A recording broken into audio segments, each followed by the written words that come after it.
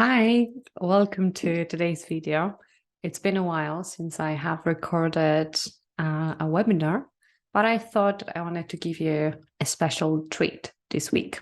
So we're going to talk about STANAG vocabulary, and the reason why I decided to record this video is because a few days ago I received an email, and a student in this email asked me if I could teach her military English, not the STANAG exam preparation, but just military English vocabulary, but because that's what she needs to focus on.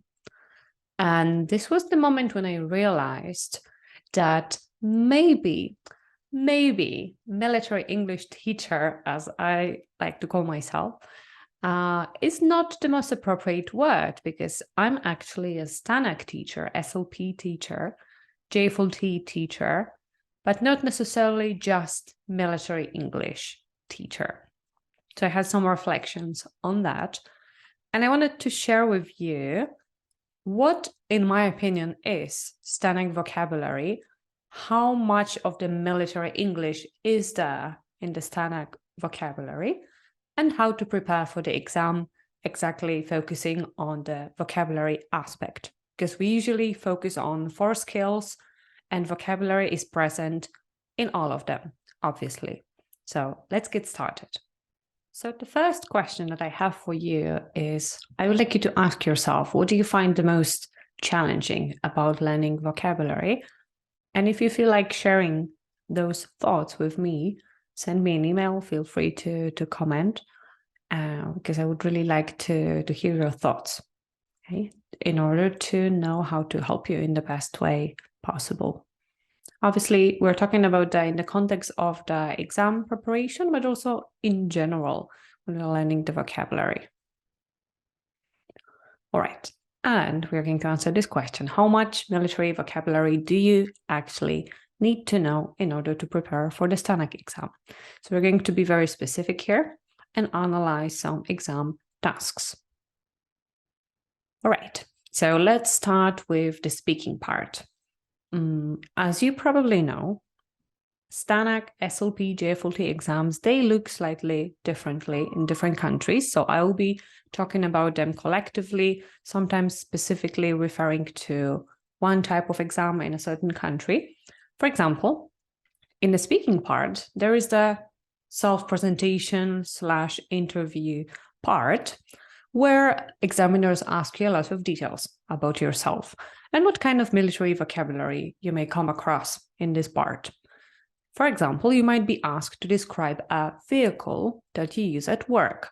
So this will also depend on the military branch that you're a part of. So if you're a helicopter pilot, you might be asked to describe your helicopter. You might be asked to describe the vessel, the ship, if you're in the Navy, or a tank in the army. So here you need to make sure that you know how to make this kind of a description. Okay, so parts of the vehicle that you use. Right, what else do you need to talk about? Your duties, if there are some specific duties related to vehicle maintenance, probably you also need to be able to list those. And then when you're talking about your experience, your military career, deployments, you may occasionally need to use some of the more specific vocabulary there, but not that much, okay, just a little bit. In the role plays, there will be some tasks where there will be some elements of the military vocabulary, mostly in the types of tasks where you have to interact with your colleagues, superiors, or foreign partners. Okay, this might be the case. But again, this will be very situational, so not so much. Discussions. Okay, here we might need a little bit more, and this is usually a level 3 task. So some current military and political events and issues, missions, operations, military life, international aid, and so on and so forth, depending on the topic chosen. So these are the topics that you should pay attention to and build your knowledge around. And the monologues This one in particular refers to the Polish level 3 exam, where you have to deliver a briefing.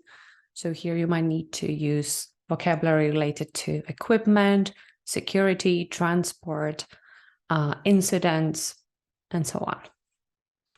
So that's something to keep in mind when it comes to speaking. Okay, what you need to revise, or what I recommend to revise. First of all, spelling using the military alphabet. Okay, this one is especially important in the Polish exam, but I would recommend everyone to revise that. Military ranks, and be careful with their pronunciation, because all of them have really tricky pronunciation. Okay, all of them contain this schwa sound, the reduced vowel sound.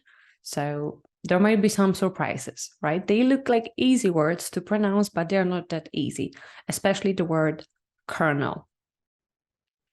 Okay, specific vocabulary related to vehicles that you use, as we have already mentioned. It's good to revise that. Some vocabulary related to the field trainings, the buildings that you can find on the base, definitely. Vocabulary related to military technology. These are the level 3 topics that we had a look at, and some modern equipment vocabulary. You can also build your knowledge around those topics by listening to the military and political news on a regular basis, which I obviously highly recommend. Okay, writing.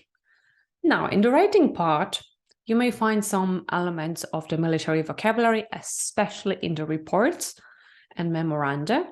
That's because they are the closest, like to the natural military everyday correspondence that you may come across. So obviously, by the same token, you can find military vocabulary there. But also in some essays, some articles, they may be also referring to the military vocabulary.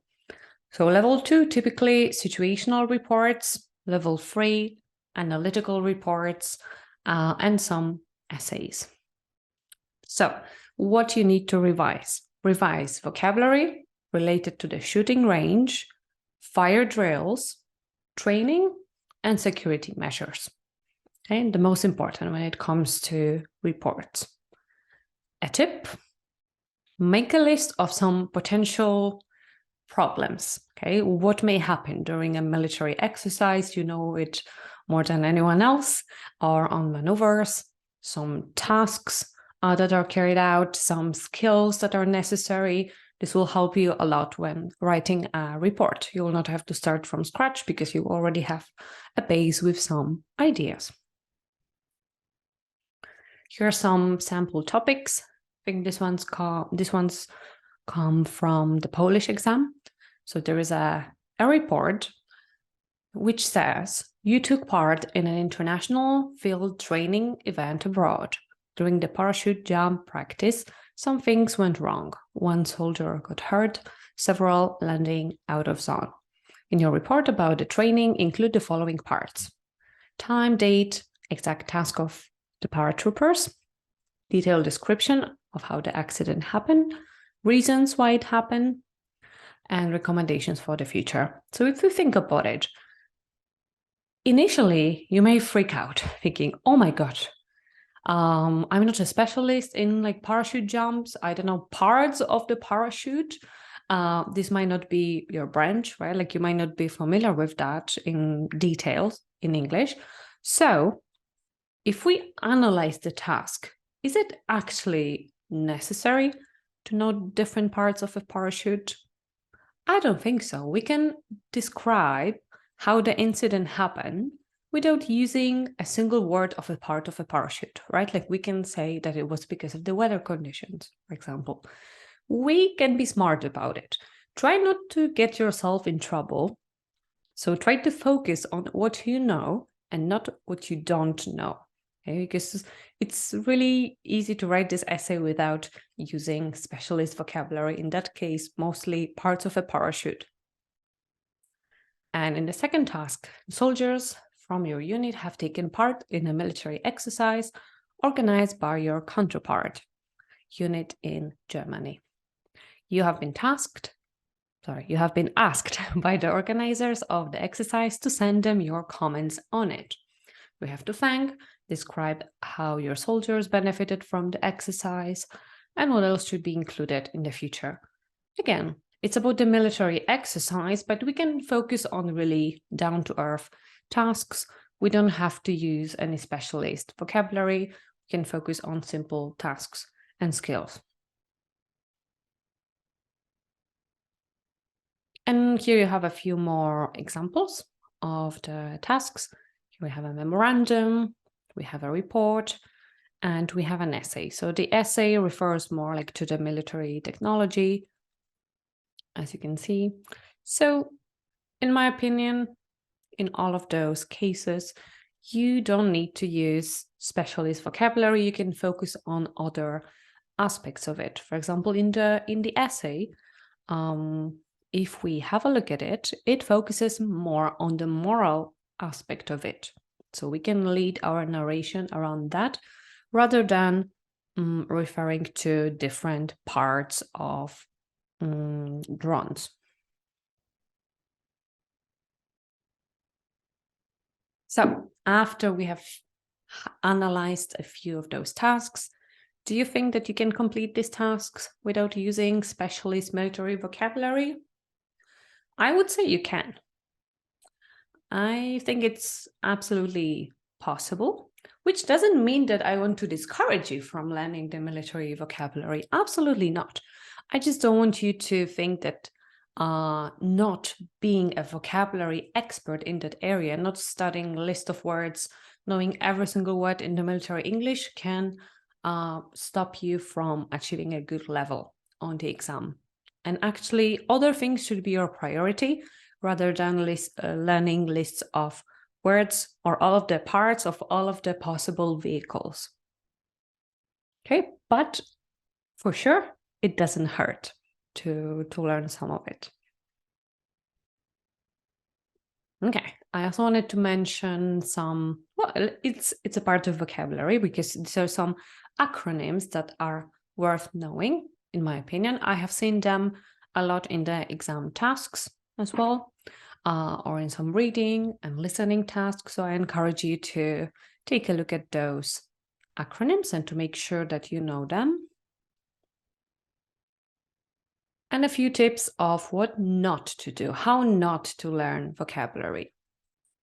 First of all, creating lists of words, but I'm talking about the list of words that are completely unrelated to each other, right? Like that we mix completely the context. These are usually, if we have like free conversation classes, free not in terms of price, but like free topics, right? Like that there is no specific topic that we focus on, but we talk a little bit about this, a little bit about that. And then you have a long list of words completely unrelated to each other. You don't remember what was the context of using this word, but yeah, you created this long word, and in the worst case, you translated them into your native language, so you still don't know how to use them because there is no context. There are no collocations for that. You don't know how to pronounce it, possibly. So it doesn't really make sense. It's not the best use of your time.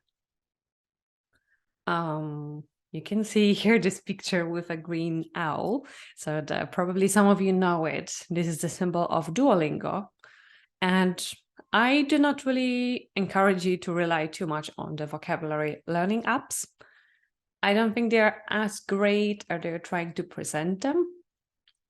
Although I think they're great to learn the basics of the language. If you go abroad to a different country and you want to learn some basics of a foreign language, sure, they're pretty good and will allow you some basic communication. That's for sure. But if you want to prepare for a NATO exam, not necessarily. And another thing that a lot of students do is that they purchase a book or they download a list of 100 English idioms, and then they try to use those idioms, and some of them are really outrageous, like really ridiculous idioms that no one ever uses. Like you've never heard anyone saying it, you've never heard it in a TV series, Not at all. Like the expression, like it's raining cats and dogs is like the best example of that. What they actually says that, right? It's a funny idiom, sounds funny, but no, like, I mean, if you're writing an incident report and you're reporting on the weather, you would say that it was raining heavily or it was pouring, but not that it was raining cats and dogs, so that's probably not the best use of your time. And again, still some people do that using Google Translate to translate vocabulary for you. Don't do it. That's not a good use of your time. You're not going to get results from that. What to do instead? Okay, so here are a few recommendations of how you can learn vocabulary more effectively. First of all, if you've never heard of collocations, they are your best friend in order to make progress in the language. Instead of learning single words, we learn collocations. It's usually a verb and a noun that go together, or an adjective and a noun that go together. They are absolutely fantastic, and they will allow you to really make great progress, I promise. Start with some simple ones, like the ones with the verb make or do, or intensifying adverbs as well. There might be a good way to start, but give them a chance. It's definitely more effective than learning single words. Okay, the next one is to learn new words in context. This means that you actually try to spot them being used in context, like in the news article. Okay, here you have some example of the headline of the news. So learn from the real language, not trying to think, oh, how to say this in English, right? Like, and you try to invent like some absurd sentences, then you push the translation. Like, don't start from there. Start from noticing the word and thinking, oh, okay, that looks like an interesting word.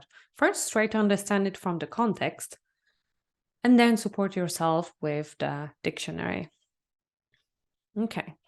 Another tip to improve your vocabulary is to upgrade the verbs that you use. Okay, try to use more advanced verbs, because verbs are the most important part of the speech. Verbs are active, okay, like they are dynamic. Okay, so we want to prioritize the use of strong verbs. And as I have already mentioned, intensifying adverbs, they also are type of the collocation as well, like highly recommend, utterly convinced, and so on. And if you enjoy learning vocabulary, you can draw some mind maps as well. Why not? If you're a visual learner, if you like the visual support, sure, drawing mind maps is also a great idea. Okay. Here I'm going to show you a little bit more of the collocations. What I mean about collocations really making sense to learn a new word instead of just learning the word in isolation. Some upgrades of your verbs and nouns. My favorite, intensifying adverbs. And a vocabulary mind map related to different topics. How to learn from context and activate your language. Okay, you have a few different strategies here. Of course, you can choose the one that works the most for you. And my tip is also to create some new habits to boost your vocabulary learning. You have a whole long list of some habits that you can introduce in your learning, like doing like the headlines routines. Also, what I do with my students is we do like geopolitical roundups, where we summarize some geopolitical events from the last week, sorry, and watching films, podcasts while you're doing other things, or being more active with the active listening strategies, and so on and so forth. The list is long, okay, where you can find new vocabulary. Okay, So a few learning strategies, how you can be learning vocabulary effectively. So you could be creating word cards with your own examples. Some people love doing that. I don't, but some people like arts and crafts and creating the things on their own. You can be recording yourself as well. I think this one, people actually hate it. People hate recording themselves. But actually, it's a fantastic way to immediately use the word in context. Okay? Telling stories. Okay, so sometimes I was asking my students to do some sort of audio diaries and record themselves. For example, when they're on a mission abroad, or you can record yourself also by describing photos and so on. Use all of the resources that you can. And this one is really easy. Like everybody has the recording app on their phone. Planning with vocabulary, you want to use more of this month, vocabulary planner. This is one of my favorite vocabulary learning tools. I'm going to show it to you later on.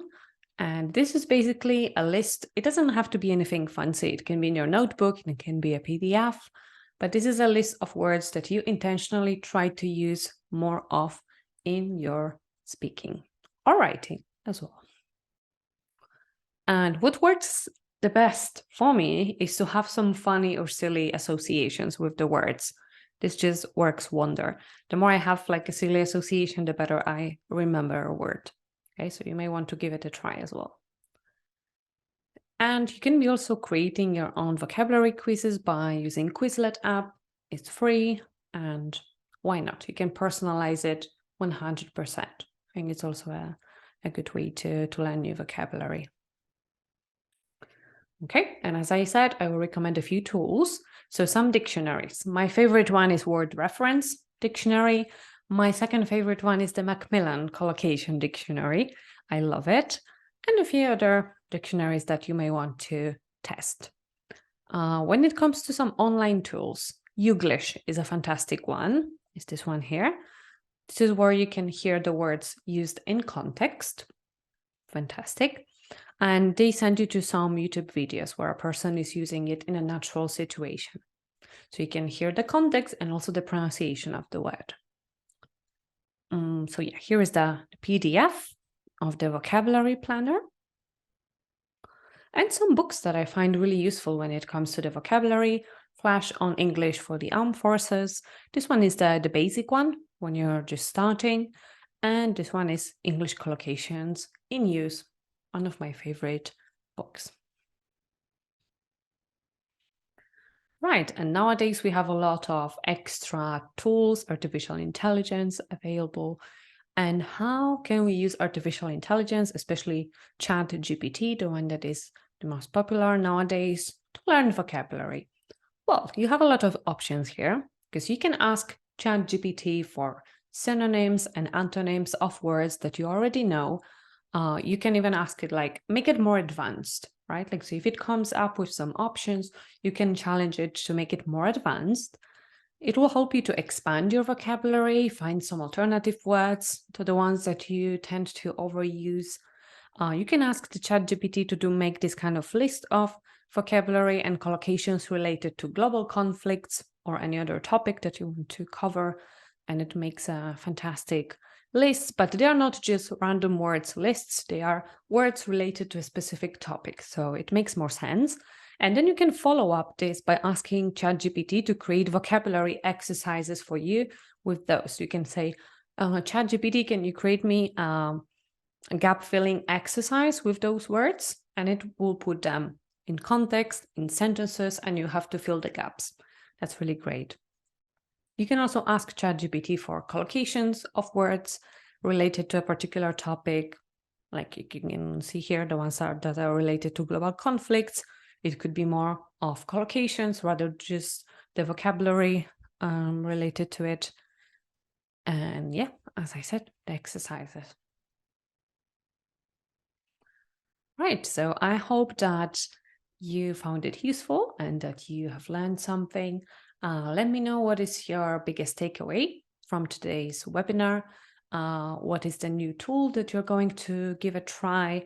what is a new technique that you're going to test, because the main idea of this webinar was to inspire you a little bit to try some new things in your learning, okay? Because in order to get different results, you have to try different strategies. You cannot expect the things will change if you keep doing the same things over and over again. We need to shake things up a little bit from time to time, test some new strategies, and also use all of the wonderful tools that we have available nowadays, because we are really blessed. We're really lucky to live in the times with access to so many great tools. Okay, so let's appreciate that and enjoy. I would love to hear from you if you want to make some comments about what you found useful. I love reading those. Thank you for watching, and I wish you a great week ahead and all the best. Keep in touch. Bye.